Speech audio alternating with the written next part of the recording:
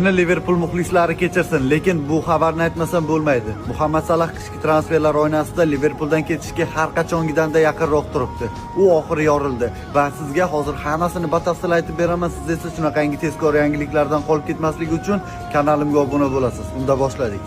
Muhammad Salah Liverpool Leeds bilan uch o'ynagandan so'ng matbuot anjumanida shunday deydi: "Barchasidan ko'nglim qoldi. Klub yozda katta va'dalar bergandi. Endi esa 3 o'yindan beri zaxiradaman. Ular va'dasida turishdi deb ayta olmayman. Menimcha boshqa kimdir bilan bu sodir bo'lganda klub yonini olgan bo'lardi. Men bilan nega bunaqa bo'layotganini tushunarsiz. Avvallari murabbiy bilan yaxshi munosabatimiz borligini aytardim, lekin birdaniga bu munosabatlar yo'qolib qoldi. Nega bunday bo'lganini tushunmayapman. Bilaman, ertaga Karyeger meni tanqid qilib chiqadi. Qilaversin. Esimda Harry Kane ketma-ket 10 o'yinda gol ura olmaganda, hali Harry Kane o'zini o'nglab oladi, u gollar urishda davom etadi dedi. Menga kelganda esa u zaxirada qolish kerak bunaqa o'yini bilan deb tanqidlar qildi. To'g'risi, bu men uchun qabul qilib bo'lmaydigan holat. Hozir sodir bo'layotgan voqealarga men sababchi emasman. Kelganimdan beri hali hech kim menchalik ko'p gol urmadi, ko'p assist qilmadi. Bu jamoaga hali menchalik hech kim ko'p hissa qo'shmadi. Onamga ham bugungi o'yinimga kelmasligini aytdim, chunki zaxirada qolishimni bilardim.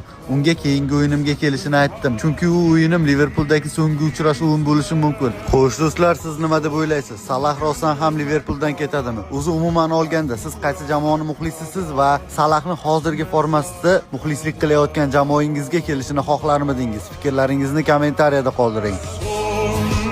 Günüme kadar, kalp durana kadar, aşk mezara kadar, sakın ha